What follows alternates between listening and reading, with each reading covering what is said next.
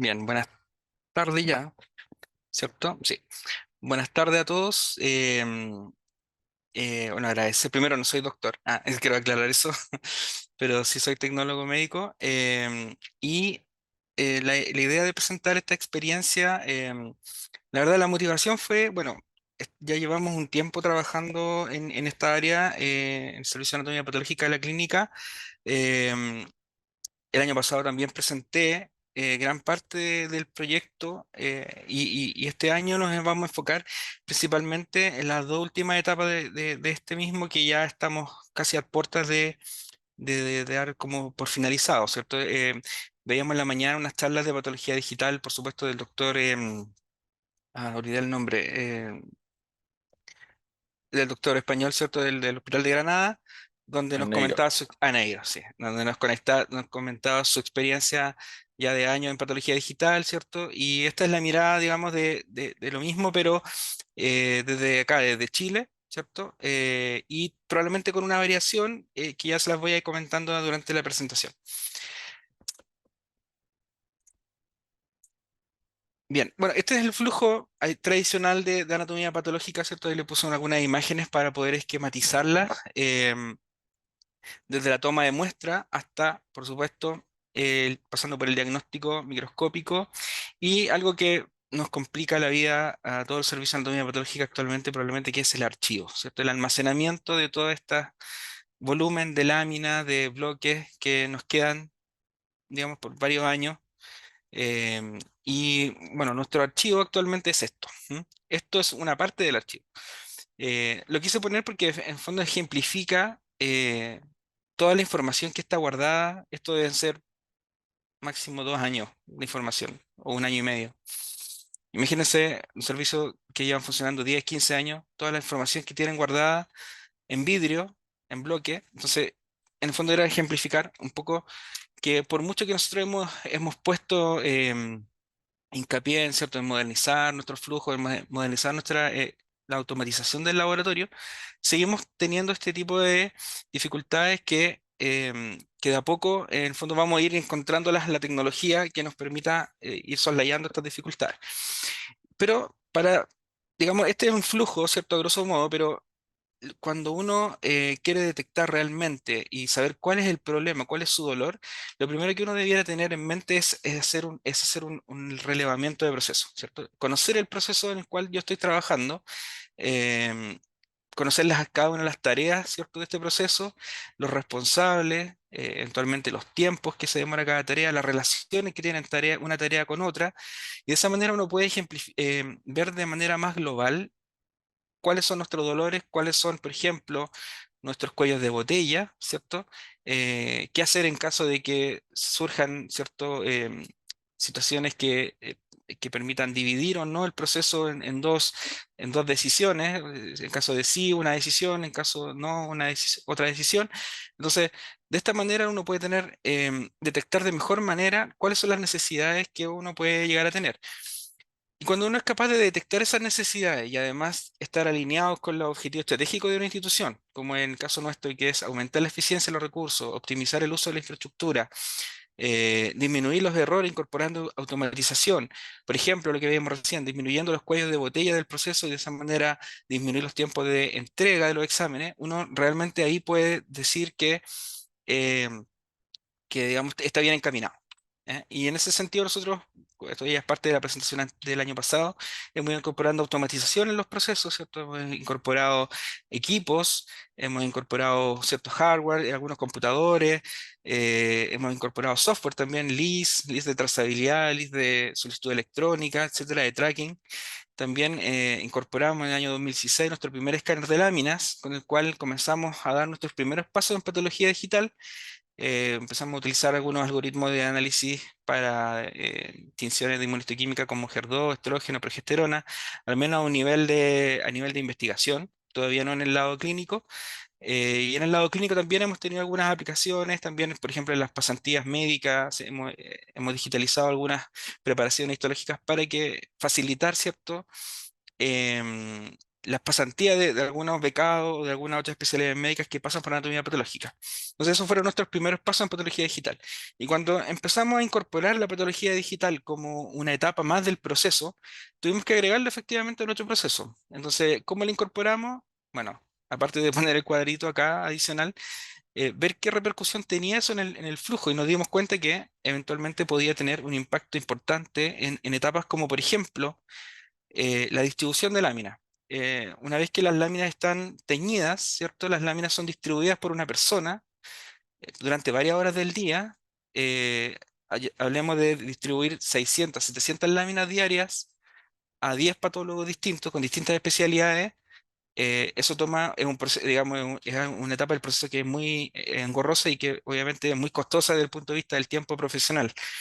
Entonces, la digitalización lo que va a, digamos, teóricamente a impactar en el proceso es que esa distribución va a ser automática ahora. Ya que las láminas van a ser digitalizadas, entonces ya no va a haber una persona que va a tener que distribuir esas láminas, sino que va a ser el sistema, gracias a todo el trabajo de integración que hemos estado haciendo.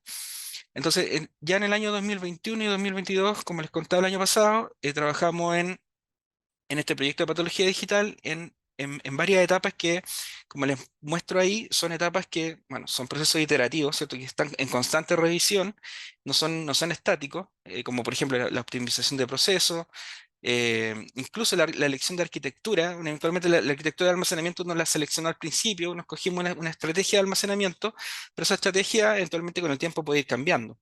Lo mismo puede pasar con las integraciones que se vayan revisando o con la implementación, sobre todo, que eso es algo que ya lo vamos a ver, la adopción tecnológica o el cambio cultural que implica la patología digital en los patólogos es algo que hay que ir revisando constantemente. Entonces, bueno, contarle un poco lo que veíamos el año pasado de la elección de este escáner. ¿Por qué elegimos este escáner? Más allá de la marca y más allá incluso de la tecnología, de la velocidad, de la calidad de la imagen, que eran cosas importantes que veíamos en la mañana, que eran relevantes para la patología digital. Sobre todo era que tenía relación directa con el flujo de trabajo que tiene que nosotros escogimos el teñidor de la mano junto con el escáner de láminas, ya que los canastillos, el simple hecho de que los canastillos de las láminas salen del cubridor con el cubreobjeto ya puesto en la lámina, ese mismo canastillo es compatible con el escáner. Entonces, de esa manera no tenemos a una persona haciendo el traspaso uno a uno de las láminas y ahorramos tiempo también en el proceso. ¿Ya? Entonces, ese es como el gran valor agregado que tiene y por eso es que escogimos ese tipo de escáner. Escogimos también nuestro IMS o nuestro Image Manager System, ¿cierto? Que, bueno, olvidé decir al principio, no tengo ninguna relación con ninguna marca, ningún tipo de empresa, ¿no?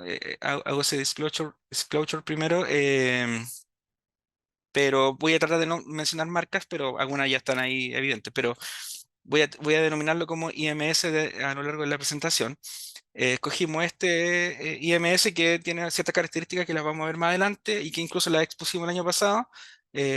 Análisis cierto de patrones para el análisis de HER2, estrógeno, progesterona y Ki-67 y algoritmos también de inteligencia artificial, que eso ya es, probablemente ya lo vamos a tener pronto cuando ya estemos en producción. Bueno, una de las decisiones que tuvimos que tomar al principio también fue qué elegíamos como arquitectura de almacenamiento, si elegíamos arquitectura on-premise o cloud. Y para eso tuvimos que evaluar ciertas ventajas y desventajas de cada una de las dos opciones y vamos a partir inicialmente digamos, con la opción on-premise. Actualmente ya tenemos un servidor de 270 y tantos teras, pero por supuesto que la proyección es mucho más que eso. De aquí a 3 años probablemente ya se nos va a hacer muy corto, entonces vamos a tener que decir si seguimos un premise un poco más o eventualmente pasamos a una arquitectura mixta que implica tener un premise, por ejemplo, los 3 o los 6 últimos meses de casos y posterior a eso, ese tiempo pasen a un repositorio en frío que se llama o cloud que es, obviamente tiene un costo mucho menor y que va a permitirnos tener con una alta disponibilidad aquellas láminas que vemos de manera más frecuente.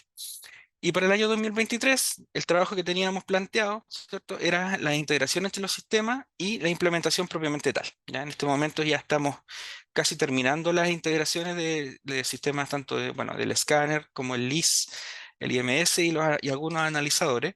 Y al final de la presentación vamos a ver cómo es la estrategia de validación de esta herramienta, de este cambio cultural. En el fondo es cambiar un microscopio que tradicionalmente usaron los patólogos para hacer diagnósticos y cambiarlo por dos pantallas. Entonces, para eso, para enfocarnos en la integración, tuvimos que decidirnos por, digamos, acceder a la interoperabilidad. ¿Y qué es la interoperabilidad? En el fondo es la capacidad que tienen dos o más sistemas de intercambiar y sobre todo de utilizar información entre ellos. ¿Ya? Ahora, ¿cómo esta interoperabilidad ofrece ventaja al proceso de anatomía patológica? Bueno, esta, esta interoperabilidad facilita el proceso de diagnóstico, ya que va a evitar que el patólogo tenga que estar cambiándose de pantalla, por ejemplo, entre un visualizador de lámina y la ficha clínica o el LIS. Entonces, para evitar tener tres o cuatro pantallas, monitores, digamos, basta con que estén integrados los sistemas y que en una sola pantalla pueda el patólogo tener la mayor cantidad de información útil para su diagnóstico. Además, va a disminuir probablemente los errores de tipeo, ya que ante esa necesidad de tener la información en todos lados, muchas personas pueden utilizar el copy-paste, ¿cierto? Y trasladar información de un lado a otro y eso puede producir errores. Y por supuesto que también va a mejorar la calidad de diagnóstico del patólogo. Ahora, para que dos personas conversen, o en este caso para que dos sistemas conversen, deben entenderse, deben hablar más o menos un mismo lenguaje. Entonces, para poder uniformar ese lenguaje, nosotros tenemos la opción de usar estándares. Y el estándar de mensajería más utilizado hoy en día en salud es el HL7, que ya lo veíamos en la presentación anterior, y que lo que hace básicamente es uniformar la cantidad de interfaces que tiene distintos sistemas. Eso facilita, por supuesto, la mantención de esas interfaces y eventualmente los cambios, o los desarrollos que se pueden hacer en en esas integraciones. Entonces, ¿qué significa HL7? Bueno, HL7 la sigla es Health Level 7, que significa que es un estándar que opera en la capa 7 de aplicaciones. Esto es como, bueno, lo que ven acá es un esquema de un modelo que se llama modelo OSI, y que es un marco conceptual en el fondo que describe cómo los sistemas de comunicación en redes deben interactuar. Es un proceso conceptual, digamos, no es como, en el fondo la información viaja de un computador a otro atravesando todos estos conceptos. No necesariamente ocurre esto como se ve acá en el esquema, sino que es una forma conceptual de definirlo, pero que en el fondo van desde la capa uno, que es la capa física, digamos, de cómo, desde los cableados de las redes, de, qué sé yo, del Ethernet, del Wi-Fi, etcétera, y va subiendo de capa hasta la capa de aplicación, que es la capa con la cual el usuario tiene la conexión, es la interfaz de usuario. Entonces, en este caso, el HL7 se denomina así porque actúa a nivel de esa capa, de la capa 7 de este modelo. Y el estándar HL7 en el fondo no es más que una estructura jerárquica, una forma jerárquica de estructurar una información que se envía de un sistema a otro y que normalmente es gatillado por un evento desencadenante. Entonces, acá tenemos un esquema. Por ejemplo, tenemos una solicitud electrónica que se genera en un sistema, luego las muestras asociadas a esa solicitud electrónica son enviadas al LIS, en este caso el LIS de anatomía patológica, y aquí se agrega una condición, ¿cierto? Que cuando todas las muestras estén en fase ingresada, es decir, este sería nuestro trigger o nuestro evento desencadenante, se genera un mensaje, en este caso un mensaje de creación de casos. En nuestra integración, nosotros definimos dos tipos de mensajes para la integración. Tenemos los mensajes OML y el mensaje MDM. El OML está asociado a la creación, actualización y cancelación de órdenes, y el MDM al informe de resultados y cierre de caso. Y acá tenemos además dos esquemas que muestran cuáles son los eventos gatillantes o los triggers para cada uno de los mensajes. Entonces tenemos por ejemplo, para en la fase ingresada del caso, tenemos que se gatilla un mensaje. Para la asignación de un patólogo, para la creación de muestras, para la creación de bloques, slides, la eliminación, en fondo cualquier evento que sea trascendental, que el patólogo se entere en el IMS, es que se gatilla un mensaje nuevo de creación. Como ven en este esquema, casi todos los mensajes van en dirección desde nuestro LIS hasta nuestro IMS, porque aún estamos en la etapa unidireccional de la integración. ¿ya? Vamos a dejar la etapa bidireccional para una siguiente etapa del proyecto, principalmente asociado a- presupuestos, pero fue una manera como estratégica de poder avanzar con el proyecto de todas formas y no quedarnos, digamos, detenidos por ese factor. Lo mismo pasa para los mensajes MDM, que están gatillados para la generación de informe intraoperatorio, para la firma de los casos y para la corrección o la corrección de casos, por ejemplo, o para lo que nosotros denominamos addendum, que es cuando se genera un informe complementario posterior a la firma del caso final. Entonces, bueno, aquí hay un ejemplo de un mensaje OML 021, ¿cierto? Que es un mensaje de creación de casos, pero que también puede utilizarse para para la actualización de casos, ¿ya? Entonces, acá es más o menos para explicar cómo se conforma un mensaje HL7, el cual tiene segmentos, ¿cierto? Que acá están definidos, aquí corresponde cada una de esas siglas de segmento, y en cada segmento va información específica del caso, ¿cierto? Y está organizado en estos segmentos porque cada segmento dice, por ejemplo, que en el PID tiene información de paciente, el SPM, el segmento SPM tiene información asociada a las muestras. Entonces, de esa manera uno va como interpretando un poco de qué información es la que está contenida en el mensaje y qué información uno quiere también poner visible al patólogo. O sea, esto es una información que probablemente en una solución enlatada, ¿cierto? En una solución de de una empresa específica, eh, esto probablemente el personal de anatomía patológica nunca lo va a ver, porque ya esto ya viene más o menos construido previamente. Pero nosotros como elegimos armar nuestro propio sistema con distintos sistemas, en el fondo elegimos la interoperabilidad, tuvimos que adentrarnos y conocer un poco más de esto. Digamos, no nos podemos calificar de expertos, pero sí al menos entendiendo un poco cómo funciona para poder nosotros decidir, ya, queremos que esta información vaya en tal parte, queremos que se gatille de esta manera, queremos que en vez de considerar el ID del bloque, por ejemplo, que queremos que considere la etiqueta del bloque, eso lo podemos ver, no sé, en el segmento SPM, acá tenemos una tabla, ¿cierto?, que ejemplifica todo y que muestra más o menos toda la información que está contenida en el segmento SPM.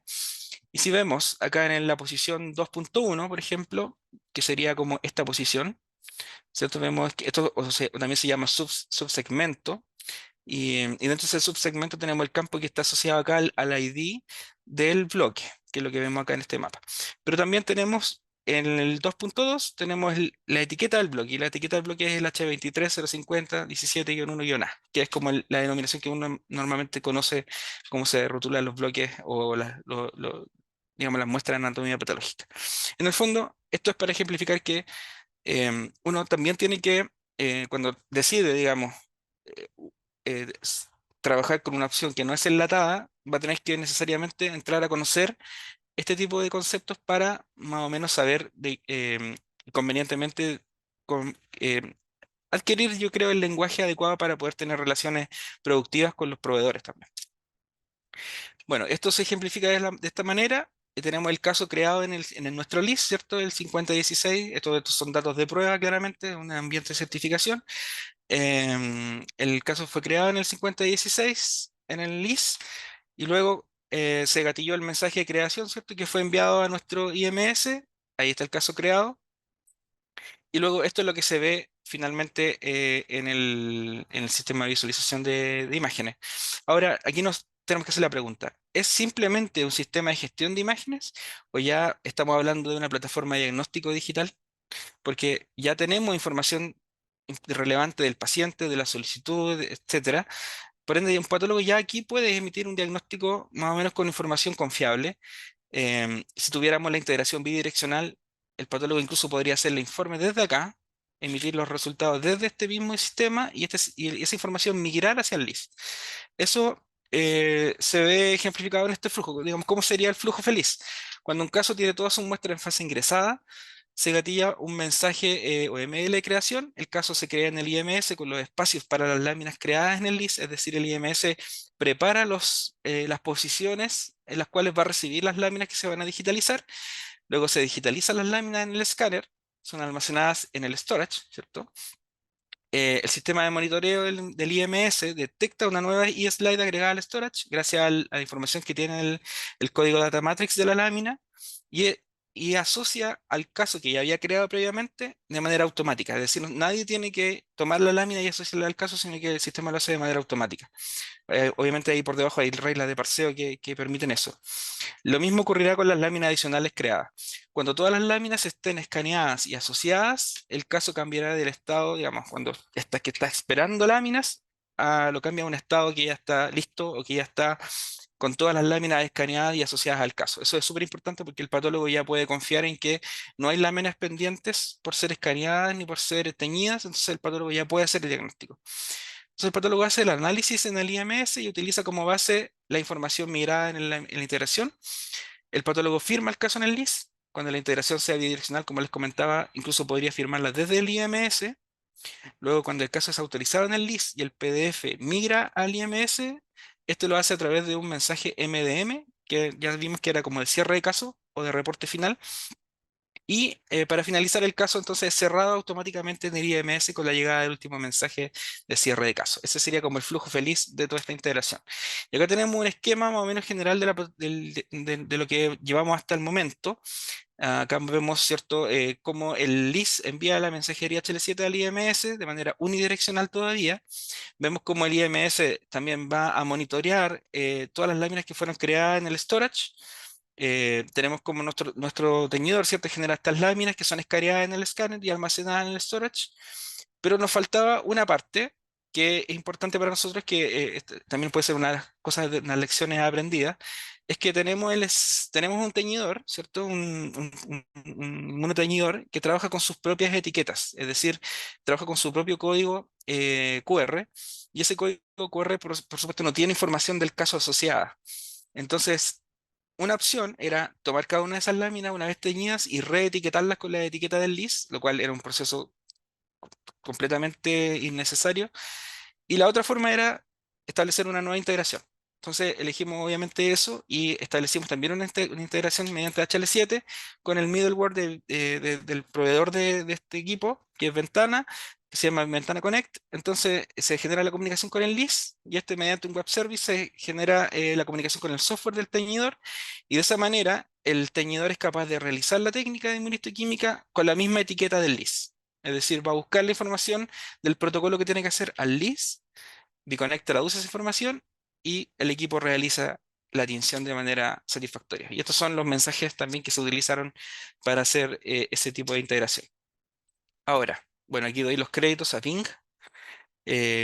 Con una simple orden le dije que que creara la imagen de un patólogo viendo, diagnosticando en un microscopio y con dos pantallas, y hizo esta obra de arte. Pasamos a la validación de patología digital.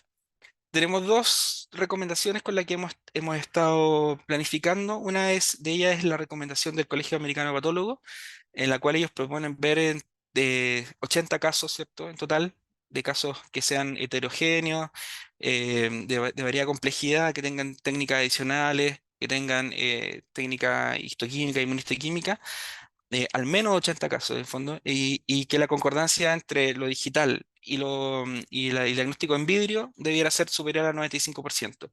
Ahora, el tiempo que debe pasar entre que un patólogo vea un caso en digital o en vidrio y ve el mismo caso en el formato opuesto, debe pasar al menos 2 semanas. Ellos hablan de un watch out, en el fondo de al menos 2 semanas. Pueden ser más, pero con 2 semanas dicen que es suficiente.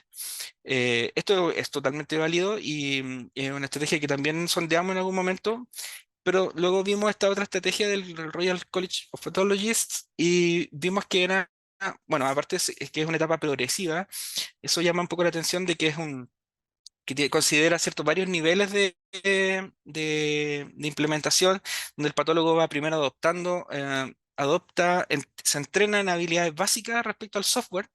Identifica, por ejemplo, tiene que saber cómo es un flujo de trabajo básico, cómo abrir un caso, etcétera, cómo acceder al manual de usuario, cómo identificar artefactos de escaneo, etcétera. O sea, cosas básicas respecto a la herramienta, y recién ahí empieza a haber casos. ¿Ya? Y parte primero con casos básicos, con un bajo número de casos, y lo hace también supervisado por un patólogo que es experto en la herramienta.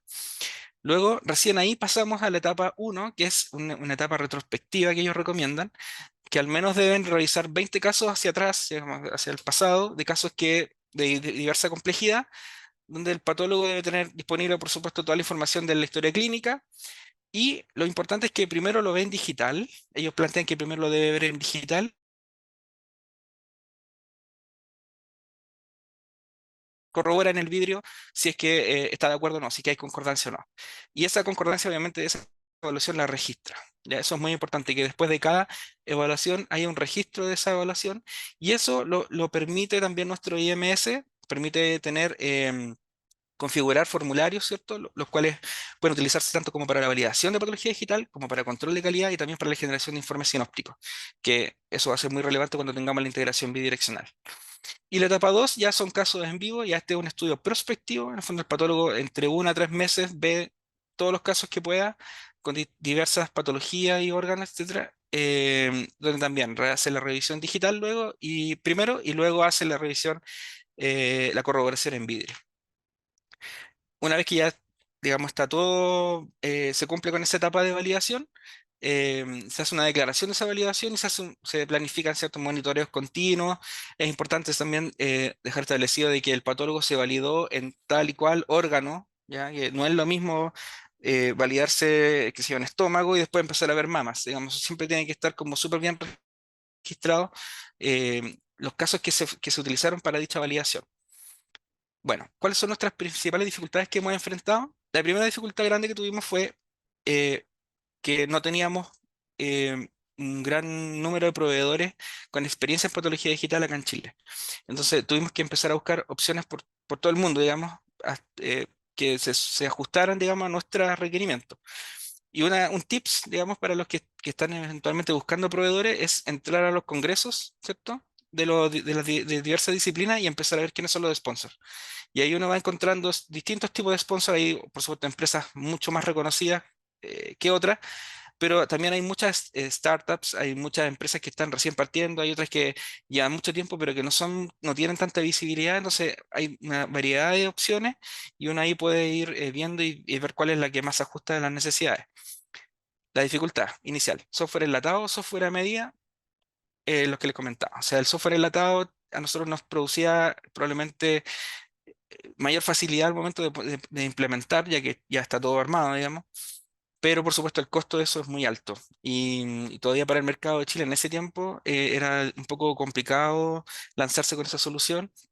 Entonces empezamos a ver qué otras opciones había y encontramos esta otra que, bueno, a la larga, a nuestro parecer, ha sido bastante satisfactoria, ya que en todo lo que se relaciona con algoritmos de inteligencia artificial, permite también entrenar nuestros propios algoritmos, nos va a permitir entrenar nuestros propios algoritmos y sin la limitación de que los proveedores de algoritmos normalmente cobran por cantidad de casos vistos, en este caso tiene un modelo de negocio distinto.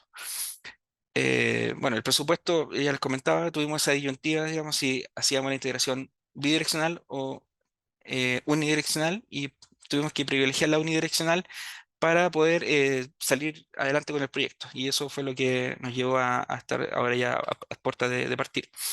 Tuvimos varios frentes de guerra también, tuvimos que vivir el cambio de una plataforma que no contemplábamos por obsolescencia tecnológica. ¿Sí? Discúlpame, Terminaba. tenemos que ir cerrando. Ya, me voy a adelantar entonces. Gracias.